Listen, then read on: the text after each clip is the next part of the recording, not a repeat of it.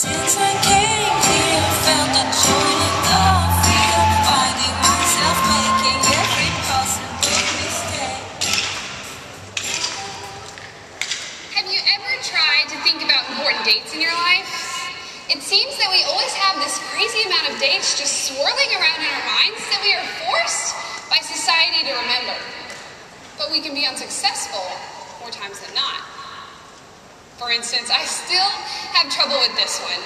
In 1492, Columbus sailed the ocean blue.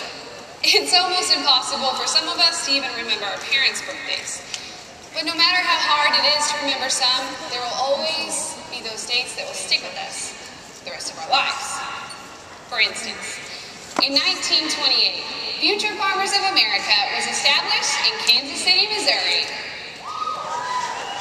In 1933, the blue corduroy jacket was adopted as our official dress. In 1965, the New Farmers of America merged with the Future Farmers of America. And in 1969, the Future Farmers of America opened its membership to girls.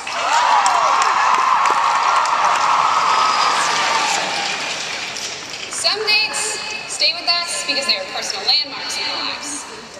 Fast forward to June 5th, 2009. On that day, at the age of 14, I had to tell my mother I wanted to leave my home of 10 years. The hardest decision of my life, yes, but it was also the best one I have ever made. Ever since then, I have lived by 3 simple rules. Always accept kindness. Because sometimes it'll be the only thing that can help you turn a bad day into a great day. Focus on today. Because if you spend too much time worrying about tomorrow, you might miss out on all of those opportunities that today has gifted to you. And finally, give to others. Because no matter how much you dislike your own life, someone always has it worse. And that one thing you do for someone can be what makes them start their journey. I told you that on June 5th, 2009, I decided to leave my home, where for 10 years I lived with my mother, my stepfather, and my sister. Studies show that most of us at one point in time have had an unhappy childhood. I happened to be a child in an unhappy home with someone very controlling and a mother who couldn't do anything about it. I would sit there and watch what my sister had to endure to protect the both of us, and I began to realize that this was not where I wanted to be. I made some of the best memories of my life there, but I also made some that I won't ever be able to erase. Some nights I would cry myself to sleep just to drown out the harsh sound of yelling, whether it be at my mother or my sister. It always had the same effect on me. I felt as if the world had put me in the wrong place, and that my heart was being chipped away at every day. I felt that I had to walk on eggshells, because if I had done something as little as putting the wrong dish in the dishwasher instead of hand washing it, I would get the lecture of a lifetime that would include yelling and crazy hand gestures. Or even sometimes I would be pulled in between a fighting match between my mother and her husband that I had nothing to do with. The conversations would sound like, "Do you know what your mother did? Have you seen what she's been doing lately? Did you know she did this?" And the end result would always be me, sitting in my room, wondering how one person could have so much hate towards someone else. Although I must say that I have had so many people help me get through this crazy journey. When things were rocky at the house, there was always one person I could count on, my big sister. I have said it 1,000 times before, and I won't ever stop saying it. My sister is the most important person in the world because she is the reason how I got through that rough patch in my journey. She would go straight to school, then to work, and come home only to be yelled at for a solid hour about things she didn't even do. And you know what? She would wipe off her tears, put a smile on her face, and do whatever she could to make me happy. She placed my needs and happiness above her own, and for that, I will always be grateful. I remember one day my family and I were at the airport, and while my mother and her husband broke out into a huge fight that was heard by everyone in the building, my sister distracted me by pointing out the signs all across the room and saying them in funny voices and making funny faces. There was another time where she had let me be a part of her high school film project, but I have to say, I wasn't a part of the actual film, but I got to help her with the filming process. And because of that, I was never worried about what would happen when my mother's husband had gotten home. I went 10 whole years thinking that I wasn't special and that there was nowhere I belonged. But with so much help from my family and friends, I began to see all the things that was completely obvious that proved exactly the difference. I realized I was special, but better yet, everyone is. There is a special place for everyone. You just can't be afraid to take the journey to get there. So if someone is kind to you, don't blow them off. Take it to heart, because you never know how special you are until someone tells you. Don't go a lifetime not knowing how others feel about you. If your friend invites you to go to Sonic with them, don't even think about it. Just do it. You never know the memories you'll make. If your cousin says, "Hey, why don't you let me do your hair this morning?" Let her. Because guess what? She is saving you from looking back into that yearbook and saying, "Wow, did I really do my hair like that? What was I thinking?" Always accept kindness, because one day you'll be glad that you did.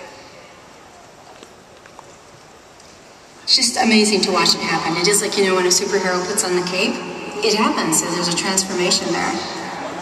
We went on our first date March 17th, 1986, and we've been together since. So you asked me what makes me laugh. He isn't afraid to be himself, just put himself out there. So after Linda was diagnosed, that's when I went into self-therapy mode. I grabbed a tutu and went out and we started making pictures. That's what I do when things are getting hard. I start making photographs. It just makes me laugh to see my husband dancing around having tutu. It helps me be positive. The more I laugh, the better I feel. As a photographer, to get the reaction is what it's all about, you know, to make people think. What's up with the get-up?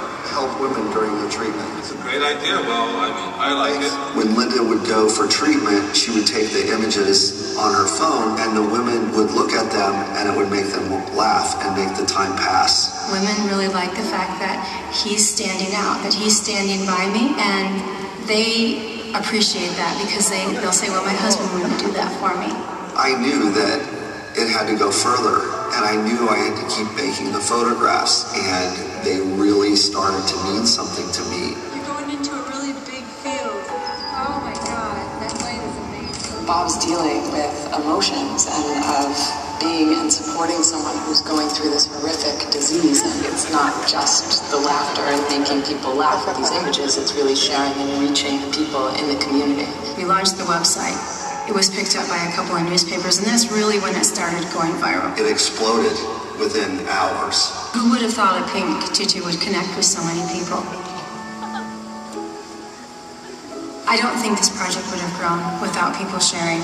It is about keeping everything light and not so serious My focus is about real life and moving forward in life, and he helps me do that. This all sucks, you know, and it's stupid that it's happening. There's no reason for us to suffer through it like this.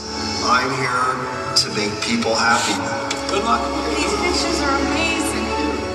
It's just a good story about love, about inspiration.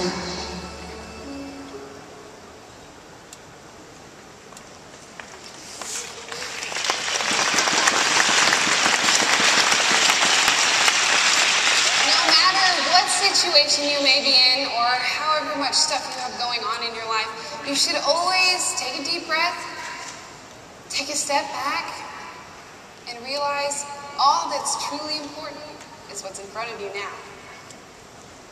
In every journey, there will be a rough path. And yes, some tough cards dealt. But you just have to play them to the best of your abilities. When Mr. Carey found out his wife had breast cancer, did he just stop and give up on life because there was nothing possibly good about the situation? No. Instead, he got up on his own 2 feet. He went out and he started taking pictures so that his wife could laugh. She wasn't focused on tomorrow and all of the possible things that could go wrong. Instead, she took a look at those photos her husband took, and she decided right then and there that she was no longer going to dread what tomorrow might bring her. Instead, she was going to look forward to seizing the day. That's it, ladies and gentlemen. With one act of kindness, Mr. Carey's wife was able to enjoy the blessings that the here and now had brought to her. So whether it be spending more time with your family or focusing on just pure relaxation, focus on today. Because what comes tomorrow, it'll be there when you get there. You know those exhibit halls right out those doors? Go ahead, go walk through it. You never know who you'll bump into and meet. Or hey, maybe you have a busy life.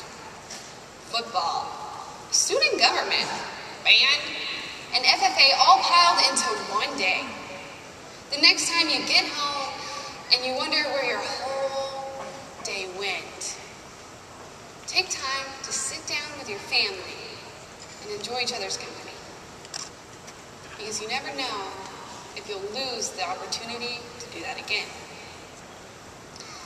Focus on today. Because tomorrow, it can wait. When I was a sophomore in high school, I was just getting into being an FFA member. I mean, yeah, I could keep a pig at my house, and sure, I could go to a competition or two. But what else was there for me to do? I mean, what did I have that the FFA needed? But more importantly, what did the FFA have that I needed? It had never occurred to me that doing something so little for someone could make that big of a difference in their lives. I remember being called by my ag teacher, Mr. Wilson, and he asked if I could accompany him and his wife camper shopping. And in 1 second flat, I was as happy as a clam. But I guess to you guys, going camper shopping is sort of lame, and you may be wondering, why would you want to do that? Well, the Wilsons had known me for quite a while, and when you know someone long enough, you tend to know their obsessions. And mine just happened to be Airstream trailers. Now, for those of you who don't know what an Airstream trailer is, they are those big silver campers that look like huge Twinkies. Yeah. I was completely obsessed with the sheer craftsmanship of the Airstream and its completely out-of-the-box look. But there was one problem. I had never been inside of an Airstream. Ever. So fast forward to me standing outside the Airstream. As I grabbed that door latch and I opened the door, my heart stopped. It was everything I wanted it to be and more. And one after another, we walked through each one and admired the uniqueness of each Airstream. Now, do you think the Wilsons really expected to buy a camper that day? Probably not. But you know what they did do? They made a 16-year-old girl literally the happiest girl in the world. Now, did they donate me a kidney or save me from falling into a crowded street? No. They just took 5 minutes to pick up the phone, call a girl, and simply invite her on a shopping trip. Do you think the Wilsons ever thought about how much that would impact my life? They probably never even let it cross their mind. But you know what, Texas FFA? That was one of the first times I ever experienced true kindness. And because of that, I took one more step in my journey, and I began to realize all the things I could do in FFA. It wasn't just the CDs, or the LDs, the fundraisers, or even that big champion ribbon. No. It was the kindness. No matter how big or small, it was that I could be kind to someone else through the FFA. So if you're walking through a door and someone's about to come through it, stop and open it. Sure, you may never know how that affected that person, but I guarantee you they'll appreciate it. Or hey, maybe there's that kid who wants to be on that horse team, but doesn't quite think they can make the cut. Grab them and say, hey, I think you'll do great. Next time you're at church and it's time to pass the offering plate around, go ahead, drop a couple of bucks in there.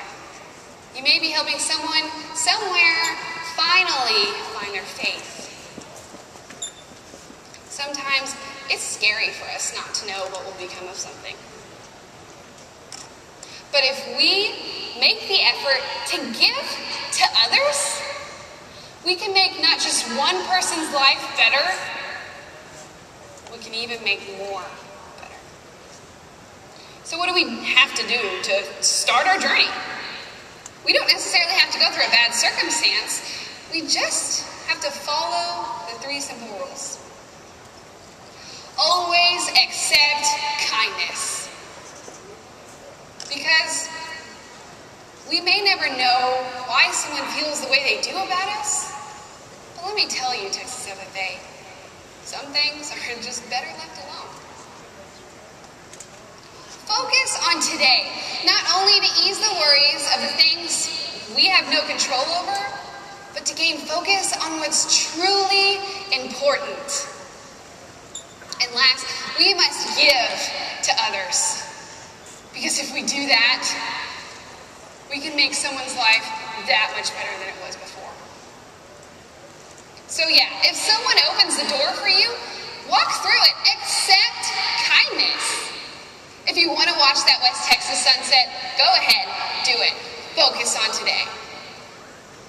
If there's someone behind you in line at Starbucks, go ahead, pay for their drink. Always give to others. We can all be a better person. It's your choice as to whether you take the journey.